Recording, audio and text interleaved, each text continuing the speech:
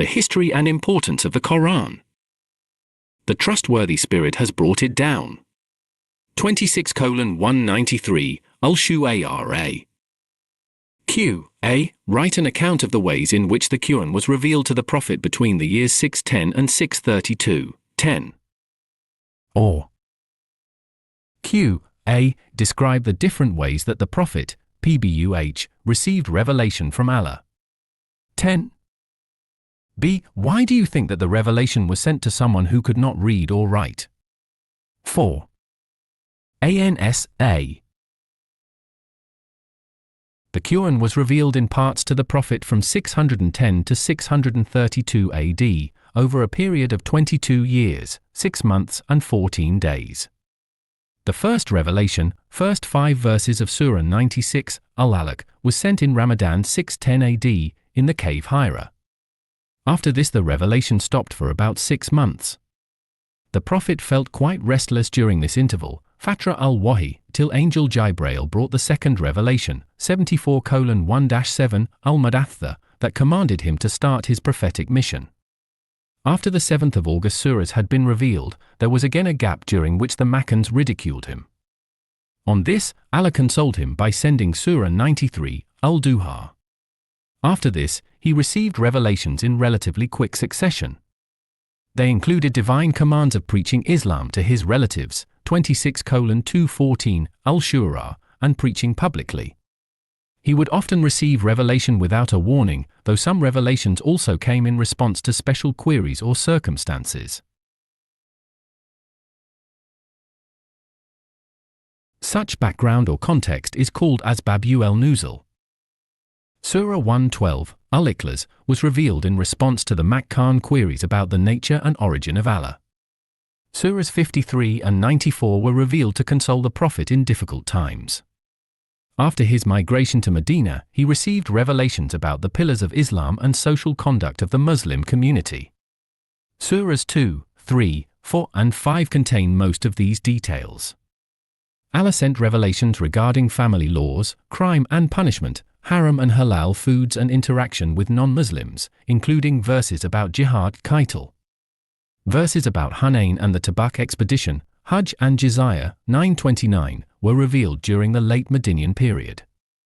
The last revelation, 5:3, was revealed in the plain of Arafat at the end of his farewell sermon. After this no complete surah was revealed. Receiving the revelation was usually a hard experience. Usually, Jibrail appeared in the form of a companion, Dihyar al-Kalbi. This was the easiest way of revelation. He saw Jibrail in his true form while returning from the cave Hira after first revelation, and then, during his journey of Miraj. The Quran mentions it. He was within 2 bows length or closer. He saw him on another descent. At the lote tree of the extremity. 53:7-9, 13-14, Al-Najm. During the same journey, Allah revealed to him the last 2 verses of Surah Al-Baqarah directly.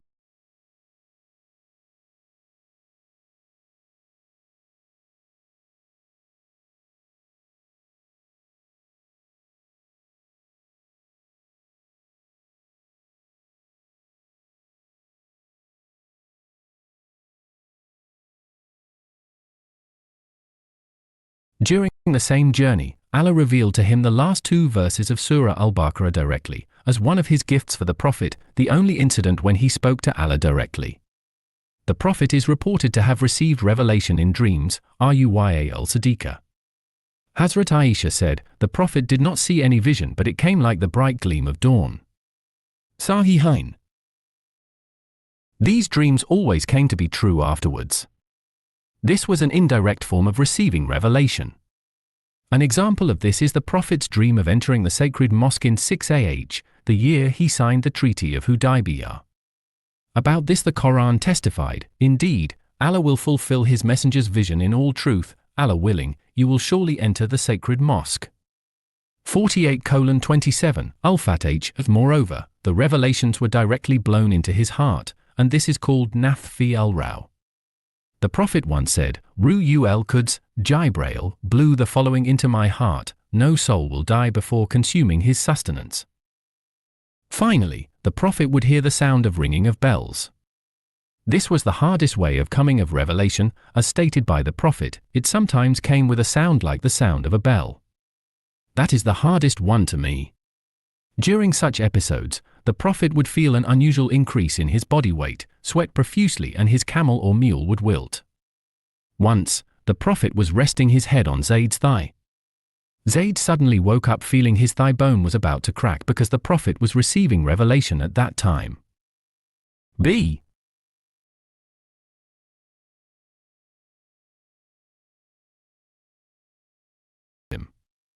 If it had he prophet, under divine decree, had not been taught how to read and write like ordinary people around him. If it had been so, the status of his teacher could have become a matter of controversy. Therefore, he was taught by Allah Almighty through Hazrat Jibreel, as he had been chosen to be the greatest teacher of humankind. The Quran mentions this status of the prophet as the ummite, unlettered prophet who believes in Allah and his words. Follow him so that you may be guided. 7:158. Al-Aif, hence, the possible allegations of the Makkans that he had himself written down various surahs could be countered. Finally, this conforms to the popular Arab tradition of learning by heart instead of writing down important things. And he found you wandering and gave you guidance. Al-Duha.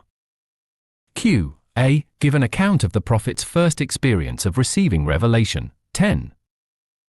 B. Explain the importance of this event. 4. ANSA. The Prophet received his first revelation when he was 40 in Ramadan 610 AD. As he approached 40, the Prophet began to isolate himself from the social life of Makkah. He would spend long time in the cave of Hira meditating about his relationship with Allah. This meditational practice is called a tahanath. A hadith states the details as, the commencement of the revelation to the Holy Prophet was in the form of true dreams, al-Uyya al-Sadiqa, which came true like bright daylight, and then the love of seclusion was bestowed upon him. He used to go in seclusion in the cave of Hira, where he used to worship Allah continuously for many days before his desire to see his family. He used to take with him the journey food for the stay and then come back to his wife Khadijah to take his food likewise again. Finally, Jibreel appeared before the Prophet in Ramadan. It was Monday, at the time of the Duha, a chasht prayer, when Jibreel brought the first revelation. He commanded him to recite. The Prophet replied that he could not read.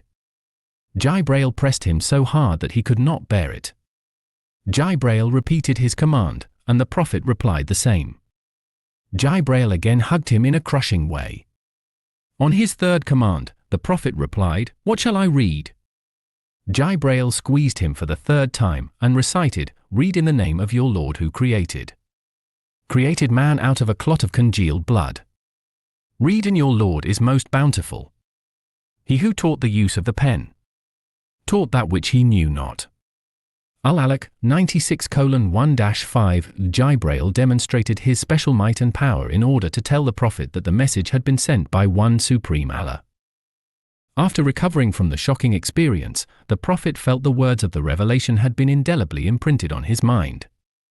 He rushed to his home and heard a voice from the heavens, "O Muhammad, you are the apostle of Allah and I am Jibreel." He raised his head towards the heavens and saw Jibreel in the form of a man with his feet astride the horizon and his wings spread to the extent of his sight. In whatever direction he looked, Jibreel was seen everywhere. The Prophet finally reached home and, after narrating the whole experience, he asked his wife to wrap him in a cloak as he was trembling with cold. He further said, "I fear something may happen to me." Hazrat Khadijah replied, "Never. By Allah, Allah will never disgrace you. You keep good relations with your kith and kin, help the poor and the destitute, serve your guests generously and assist the deserving calamity-afflicted ones." She left him asleep and went to her cousin Waraka bin Nawfal, a Christian religious scholar. She told Waraka the whole incident, and he said, "Holy, holy, holy. By the one who has power over my soul, if you would believe me, Khadijah, the one who came to him is the same Holy Spirit Anomos who used to go to Moses. He, Muhammad, is going to be the prophet of this nation, so tell him to hold on steadfastly. He will be called a liar. He will be persecuted. He will have to fight, and if I am alive then, Allah will see that I will prove a good account of myself.